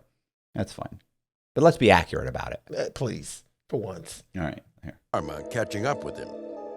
But one night, he's back in Nashville relaxing at home with his girlfriend when two armed intruders break through his front door. Officer Cassandra Del Bosco responds, and Cox shows her a video taken from his security camera. You could actually see one lift his foot up and kick in the door. And one of them's holding him at gunpoint, and then you see him getting all their property, and you see Cox, he's kind of mad. He's not really scared, he's mad. The thieves get away with the girlfriend's car, jewelry, and $6,000 in cash. Cox files a police report under his alias. Joseph Carter, and we did run his DL. It was a valid Tennessee driver's license with his picture on it. We had no reason to believe it wasn't him. Around the same time, the Secret Service gets a tip from a woman in Nashville. She's seen the most wanted poster and thinks Cox is living in her neighborhood. The tipster describes Cox to a T. Secret Service then gets in position to make the big arrest, and he's no longer there. Gone once again. This time, we were within 2 days of him. I can't tell you what a tremendous letdown that was. The day after, Officer Del... So here's the explanation for that is that my house we'd had a home invasion. So we went and stayed in a hotel. So they're watching the house and it's empty. They think we missed him. We missed him. But you didn't miss me. I'm just staying in a hotel. Oh. But the tip is still from... The tip is from Trina. Right. But, Okay. But Trina didn't live in our neighborhood. Okay. Well, I mean, I understand that. They whatever. Yeah. But the tip is still from her. It's not a separate tip, and then they left, and then they got another tip. Is what I'm trying to make sure. This is Trina calling and at that point, I don't think they went to the wrong house. I think they probably no, they went to the right house. The Secret Service was watching the right house. I'm just not staying there. We just had a home invasion, so we're getting out of this neighborhood. We're gonna go live in a nice neighborhood. Now, I felt comfortable in the neighborhood. There's a brand new school in front of us. I owned like 20 houses. So the home invasion happened after you told her who you were, after she found out who you were? Becky? I mean, Amanda? Yeah. Yeah. Okay. Yeah. All right. She already knew. That up. Amanda knew like within about 2-3 months into the relationship, she knew who I was. Oh, okay. Okay. That clears it up. All right. Well, she knew I was on the run. Maybe another couple months she found out that I was Matt Cox. She just knew I was on the run. She didn't know my name. But a couple more months go by, she finds out, she realizes I'm Matt Cox. But we'd had a home invasion. We move out of the house and go live in a hotel for a few days. And so almost immediately, the Secret Service was watching the house, but we don't live there anymore. It's there, our stuff's there, but it's abandoned. They'll watch it 24 hours a day for like 2-3 days. And they're like, the fuck? The guy doesn't live here. He must have been tipped off and left the city or the country or whatever again, but in actuality, that's not true. Bosco gets a page. And I looked down on my computer and I noticed that the Secret Service had just sent out an email, please stay out of the area, we're looking for a fugitive. And I looked at the address and I thought, hold up a second, we just had a home invasion there 2 days ago, and I talked to this supposed fugitive that they're looking for. Working with the Secret Service, the Nashville police create a ruse. They ask Cox to meet them for a follow-up report about the home invasion. Cox is so confident in his ability to fool everyone that he falls right into the trap. The Secret Service is waiting. Hey Matthew, how you doing? He goes, you are Matthew Cox, aren't you? And I went, yeah, I'm Matthew Cox.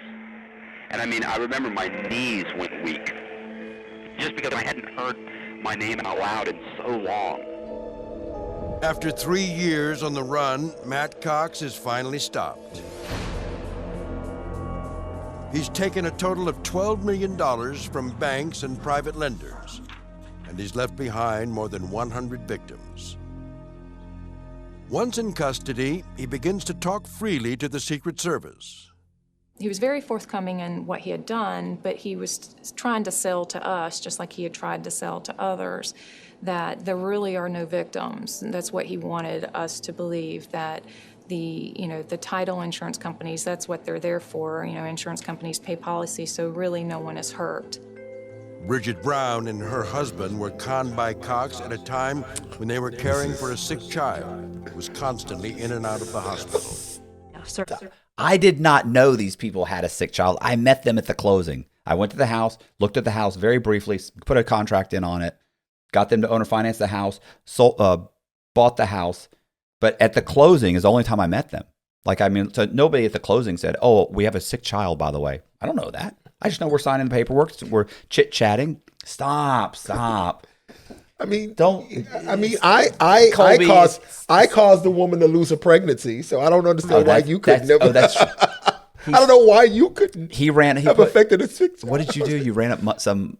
You used her credit card or something. Yes. She had to make. You used some woman's credit card. They bring her into a sentencing, and she says the stress of the $110 that he put on her credit card might have cost her to lose her. And she go, at the time this was going on, I had a miscarriage. Oh, okay. So the stress of you getting a $110 charge on your credit card caused you to have a miscarriage.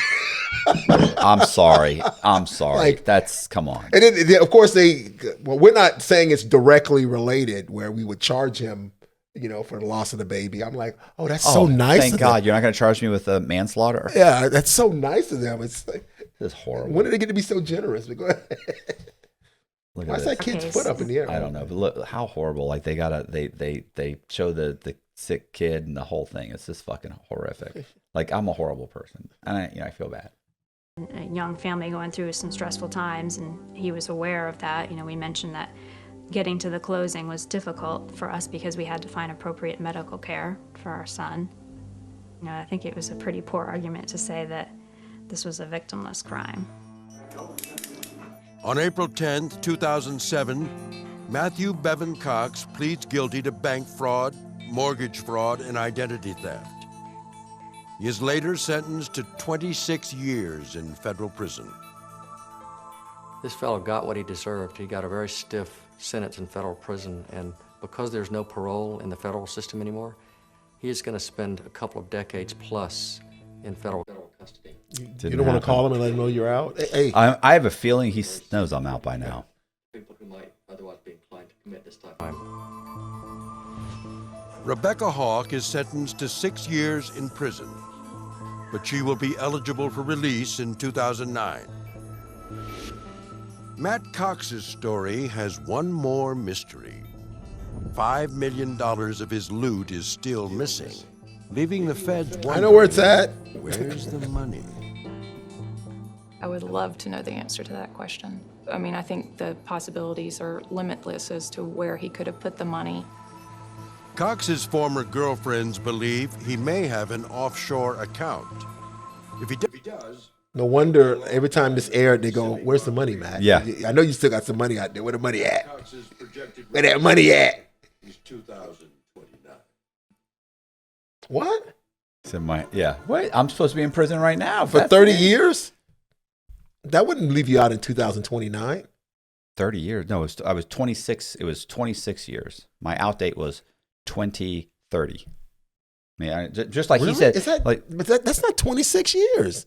No, well, there's good time. If you looked on when this was aired, they probably looked on the website. It takes account for good time. Look, if I was sentenced to 26 years, it was 26 years and 4 months. In 2007. In 2006. Oh yeah, that would. It would have been 20. If you add it all up, it's 2035. But you have to take off good time, so then it's 2030. But keep in mind, this guy. They also said. It's so many things are just inaccurate, which is ridiculous. It's silly, but one of the things is, $5 million is missing. I don't know where they get $5 million from because my restitution is $6 million, not 5. And then the U.S. or the Secret Service agent Andrea Peacock saying, "Well, I would love to know where that money is." Like, there's no money. Like, what are you doing? You know what I'm saying? It's just silliness. Like the whole thing. His co-defendants think that he's got offshore bank accounts. Are you fucking out of your mind? Like, listen, don't I wish? But whatever, it's fine. It's fine. So, my overall assessment is, as I said, this is a little more embellished. It does not. The other one, made you look evil. This made you look the kid thing. This is, remember I told you the first Dateline, they talked about the kid. Then when they re-interviewed me, they cut that part out because they had to throw my interview in there. So they removed that part that part. And then this American Greed, they threw the Browns, Dr. Brown and his wife, they threw that their child had some kind of illness or something and had been in the hospital. But once again, like I said, I didn't know that. To be honest with you, I don't even think that would change. I don't think that would have changed anything. I still would have closed on the loan. And I think that kid thing landed flat. I don't think, and that's and I don't know if that's just me talking, but I would say I would invite people to leave a comment. I just think that by her having a kid in the hospital at the closing, I don't think that kind of makes it go like, oh, you evil dog. You know what I'm saying? Yeah, I think it's something that they really, that's not a story they could flourish to make people think that you had any involvement in that at all. Like any part of your plan included that kid. You know what I'm saying? No. Well, you know what's another thing is like we had done other frauds, but Becky was involved in those. They don't talk about those. You know, she was direct. And so the way it feels for me with the Becky situation is like, she's like, I'm just hanging out with this guy who's committing fraud. I didn't commit fraud. Like, yes, I'm using a different ID. I have a different identity, but I'm not committing bank fraud. But the truth is she's committing bank fraud. She's cashing checks. She took mortgages out in her name. Correct. Signed them, opened accounts, deposited the money, pulled the money out. So when you really look at it, like there's tons of... And that's what I mean by it. It creates, it's the portrait of you from that is of the mastermind of being like absolutely in control. It leaves out a lot of stuff from like Allison Arnold and even from Amanda, is that the last girl from Tennessee? Yeah. Her even knowing who you really were. You know what I'm saying? Right. I mean, they brought her in for questioning. They leave out all of relevant things that take away from your accomplishments in it. It's hard to explain. I feel like I'm pulling for the abstract here.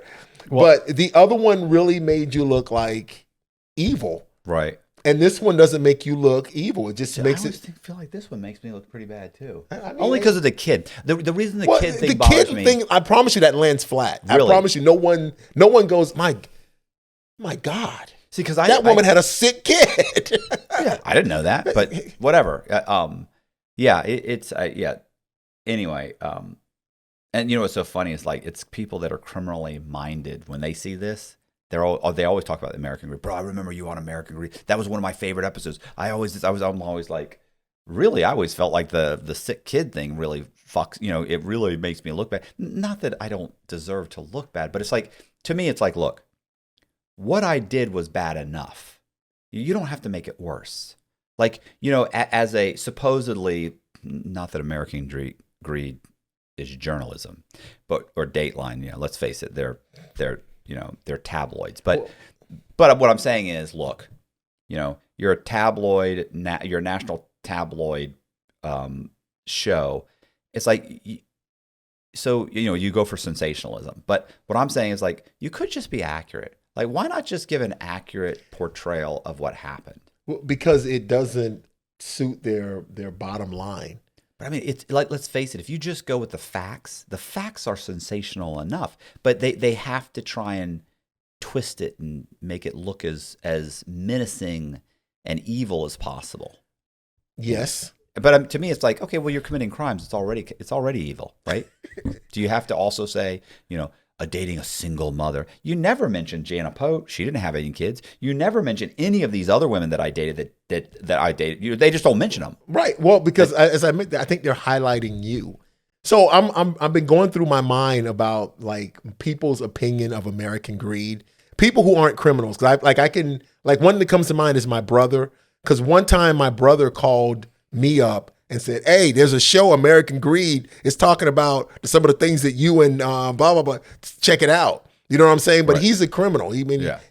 But I'm thinking of people who I knew that weren't criminal. When they watch American Greed, they only see what the criminal did. They never, ever mention any of the victims or, I'm telling you, that show sensationalizes the criminal and the crime. It does not put any emphasis on victims or the people around. Whereas if to notice the difference between the both, I promise you the other one, the other one, I'm kind of like, damn. Like, geez, dude. I mean, I had and I'm on your side. And I'm kind of like, it really hurts. Like, when it was over, I'm like, damn. I don't think I can talk to you anymore. Yeah, that's what I was thinking. No, and that's why you weren't. That's why I asked you about when they caught you and that. I'm like, that's not even you. Listen, my victims still have their children. Look what you did. Yeah, that's you true. Bastard. That is so true. So that's true. At least I was in the hospital. So I mean, hopefully he's out now and living a flourishing life. But boy, you know, bothered me. Look, all of them, like honestly, this man got what he deserved. 26 years? Like, bro, like that's kind of callous. Like, you think I deserve 26 years? You know, the people that say that they, you know, oh, that's what he does. Come on, bro. Like, what do you think a rapist deserves? What do you think a murderer deserves? What do you think someone who manslaughter, bro, and not just that, you got paid back. Yeah. Because and they leave all that out. They leave all that out. Well, because you know that guy showed up at my sentencing and had been paid back. Which one? The guy, the white-haired guy. I don't know. The hard money lender? No, it was the white-haired guy. He'd been paid back. It's like you didn't lose any money. He's one of the 4 people. He lost it cost him like $1,500 that he paid a lawyer. So you paid $1,500 to a lawyer. And by the way, when they asked him, did you lose any money? He said, no. The U.S. attorney's like, you didn't lose. She covers the mic. She's like, you didn't lose anything? I thought you lost, $100,000. He's like, no. He said they paid me back. The title company paid me back. And she's like, you didn't lose anything? Did you ever hire an attorney? And he goes, oh, I did hire an attorney. She's like, how much was that? And he was like, it's about $1,500. And she goes, Mr. So-and-so lost $1,500 to have to pay for an attorney. She's like, and you couldn't afford to lose that money, could you? And he was like, oh, no, I couldn't. It was so, I felt like going like, what are you doing? The guy's lending out. I'm reaching. Right. I'm reaching here. I mean, get it. And you know what's funny is that people in the comments they're like, oh, you're not sorry. You're not taking responsibility. You're not sorry. I am. I'm more than willing to take responsibility for what I did. If you go into a candy store and you steal a Snickers, then okay, fine. But don't arrest me and tell me that you stole all the money in the cash register and 250 Snickers, and you're like, hey, I'm willing to plead guilty to the Snickers. Right. But not all the Snickers and not the money in the cash register. You're not taking responsibility. No, I am for what I did. That's it. That's always seems to be the case with some asshole in the fucking comment section. It's like, oh my God. So please leave a comment. Yeah. Sorry, but yeah. Please leave a comment, Matt. You're an asshole. You bastard. That's what I just want to hear. You bastard. Cox, you bastard. All right. Are we good? That we good. I think so. Man, it went long. I know that went long as hell. Hey, I appreciate you guys watching the video. Do me a favor, leave me a comment. You asshole. You assholes. So leave me a comment. Share the video, hit the subscribe button, even though I probably lost some subscribers. Hit the subscribe button, hit the bell so you get notified of videos like this. Dateline and American Greed, the full episodes will be on Patreon. I'm checking those out. All right, so I appreciate it. See ya. You asshole. Yeah. Listen, we had to talk about Fallout. The movie, the show, the TV show Fallout. Have you watched that? Oh yeah, it's great. But I get nothing but fucking Fallout shit. And then I watched one video, which made a bigger mistake. That was like, oh my God, now it's nothing but Fallout. Yeah, but I've watched it, and I guess I never talk about it. Oh, no, we have conversations. Like Jess and I, she sent me a photo of a guy with a backpack. With the backpack, the big fan, like they do parasailing with the fans on the back, where they can fly all around. Sent me that. Next thing I know, TikToks are showing up with it. Like I'm just. Oh, wow, that's cool. Yeah, that's a photo. It was a photo. So it looked at the photo and saw what it was and started saying, this guy might be interested in this. Yeah, it's terrifying. It's what is it? Minority Report? Yeah. Like a mother. Yeah. And in Minority Report, it was creepy. Like he's walking up the street and they're like, Mr. Jones. Well, that was reading his eyes. Yes. It was like, are you coming back for a new pair of boxer briefs? You know, how did you like those such and such? He's walking through the gaps. How'd you like those two fitted tees? That is, and that's what we're moving to. Yeah, big time. Yeah, assuming if there's ever malls again. Really, yeah, you're a fan. You're a fan. I watched all that Fallout. Oh yeah, we watched the whole thing. Jess and I watched it. What is it? The robot, the Brotherhood. Yeah. Oh, that's a freaking like at first I'm like, then I'm like, this is actually pretty good. Yeah. Oh, no, like the first two, I'm like, this is so fucking corny. But then as you start watching, it's like, it completely turns it on its head because now the Vault people are inherently evil. You know what I'm saying? You know, when in fact, well, okay, so but they've been lying. You haven't watched any of the lore. The what? They call it lore, like the backstories, all these different LORE. LORE, lore. Like, is that a show or? No, there is the term lore is kind of like the history of. Star Wars lore is going to be like all the comic books and all the things. That okay. So there's a bunch of there's books on it and everything. So people make tons of videos. Like if you want to know about how the Brotherhood of Steel how it became to be, right? Because it was fault. It was garbage because the head guy's like, you and me, buddy. Yeah. You know what I'm saying? You stood up to the right. But I'm saying if you want to know how that just became created. Like after the war, like the whole history of it. There's a whole history of all the guys that started it, how it got started, how it was overthrown once, then they came back, how the battles they've had, what they do, how there was a branch of it that broke away, and they called themselves I forget what they called themselves, whatever not the Forgotten, but the Exiles or something like that. And they started their own branch, and then it's got a whole thing. You want to know how the war started? You want to know about all the wars that led up to the war? You want to know about the Chinese, the Russians, or the Soviets? Well, I thought they arranged that. I thought No, not in the lore. I don't know what's going to ultimately happen. They're just talking about it right now, right? Like you don't. Well, in the series, his wife, she just discusses it. Well, she goes, "We should cause it." That's what she says. Yeah, but that was a discussion. They just discuss it. In reality, well, if they stick with the main thing, in reality, the Chinese attack us. And and blow up a bunch of stuff. That's how it happened. But yes, that was part of the plan. Was like, look, if we get to a point where this isn't, we can tell it's not happening and not going to happen. We'll just drop some of the bombs ourselves. That's exactly what she said. Right. And so yeah, but keep in mind too, she wouldn't if she was in charge of something like that or knew it. She's going to make sure we're there in a bunker when it happens. The first bomb that comes out, her daughter is with her husband, right, on a weekend. Like she's not going to. And he's playing a cowboy at a birthday party, right, yeah, because he was like an actor or something. She's got him blackballed for being a communist or something. Oh yeah, because he went start spying on her. Yep, that's how it's going to end up. She basically finds out, and so she kind of gets him put on a blacklist. So now all he's doing is able to go and to children's parties and yes. Remember the two guys make the snide comment about him? Yes. Oh man, you got to read. I mean, listen, I find it super. Listen, so the Chinese in a last ditch effort in I want to say 2077 invade Alaska to get a hold of all the petroleum, and then so of course we fight them, but we're losing the battle against them until they come up with the suits, right? And the suits end up they hold the line for a little bit, then eventually they end up taking back Alaska, and then they invade China, and they take a huge portion of China, which they don't really get into too much. And the guys will explain, like, we don't really know too much about that. All we know is they went up to this point and held it. At some point, obviously, they fell back. Of course, once the Chinese nuke us, then of course we don't know, never really know what happens to China.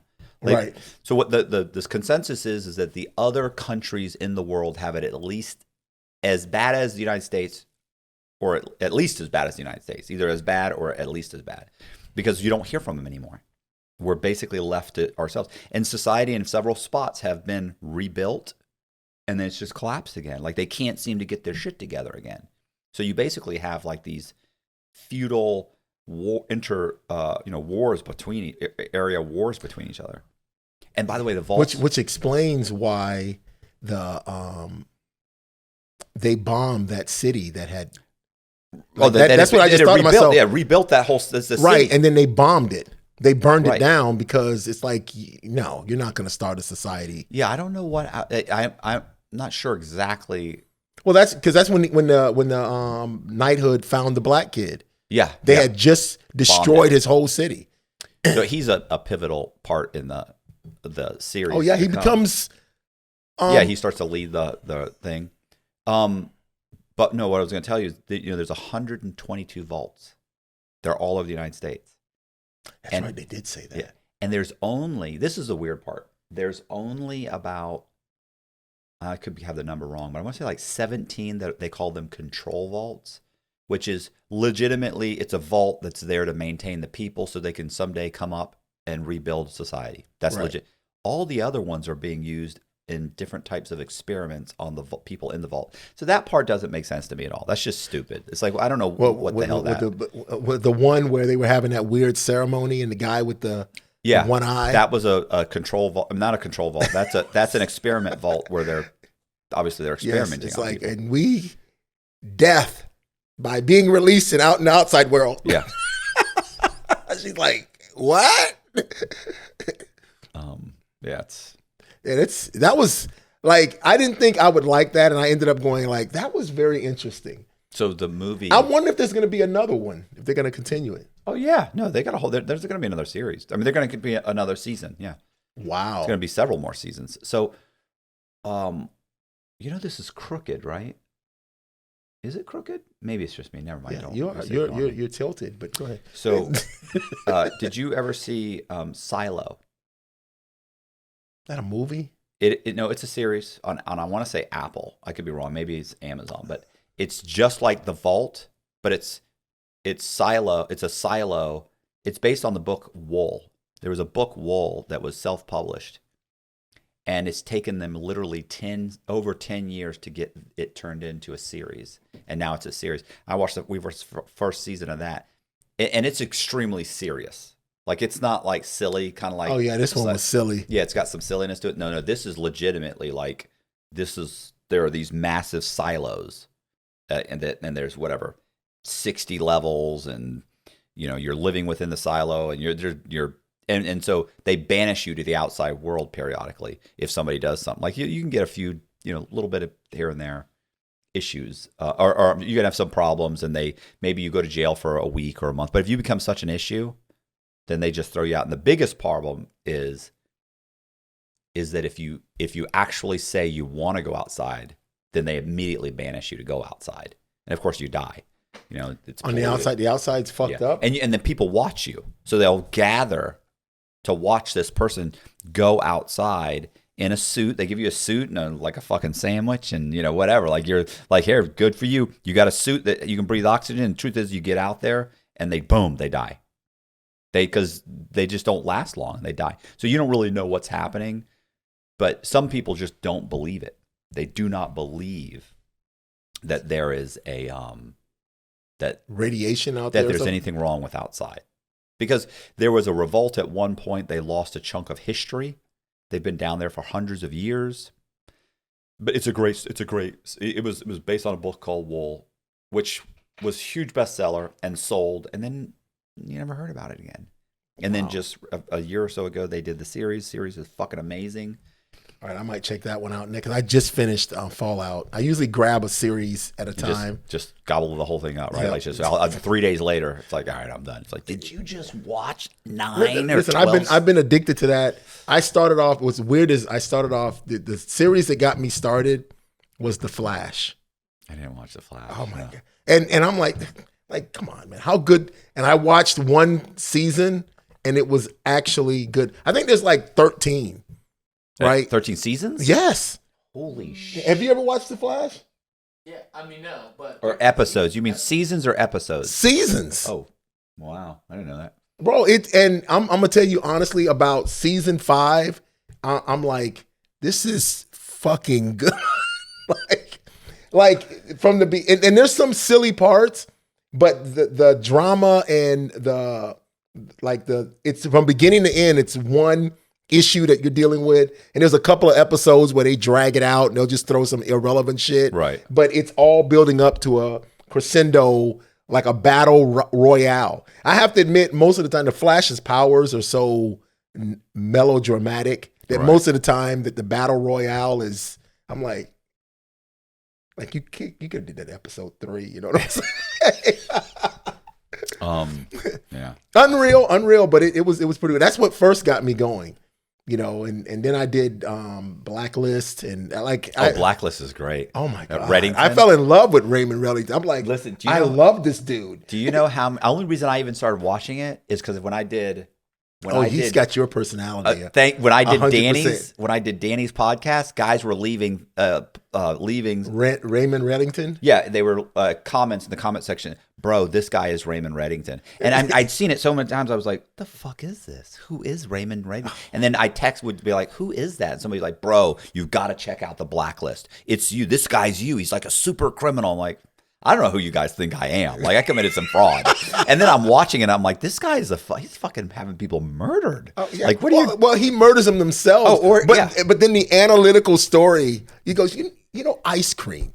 Like, I can tell you 8 stories that he told, and I'm kind of like, damn. My favorite one is the one where he was talking about his dad when he worked this summer job, and his dad said, did you give your word you would stay? This is before he killed somebody. Right. He goes, yeah. So then I stayed there the whole summer, and he goes, and the guy gave him like $3,500, right? And he goes, why'd you give me this money? He goes, you're the only person that ever stayed. You know what I'm saying? Because that's how bad the job was. Because he goes, I wanted to quit every day. Pow! Yeah. I remember that story. I love that series. It's still going on. It's actually just did the last season. No, they canceled it a long time ago. They canceled it, didn't they? Look it up. No, they just did the last season. The Blacklist. They just did the last season. They just posted the last season. I think maybe they took a break. They may have taken a break because it had a couple of spinoffs. Oh, you fuck! I didn't know any of that. Yeah, they just did the last season. Look. Last season. Final season concluded on July 13th, 2023. Yeah. July 2023? Yeah, so last year. Sheesh. That's what I'm saying. They must have just brought it back and did the last season. It kind of got out there when she started chasing her mom. It kind of lost me a little bit because then I'm like, what the hell's going on? You're right. Because they did. I remember they were doing it still in the pandemic because they had a pandemic, like a few episodes where they had a pandemic thing where they couldn't get together. Right. Just so silly. Yeah. It lost me. Like when she started chasing her mom and then the Russian spy, I couldn't make sense. I'm like, what? Who? Gone are the days. Yeah. The first 5 seasons. It's hard to maintain. Excellent. It's hard to maintain a storyline that long. Oh, it was hitting the toilet rim when he was locked up for that whole season, and he was in court. Yeah, and the whole time I'm relating to it like I know what that is. You know what I'm saying? I'm like, I feel like I'm in jail fighting for this.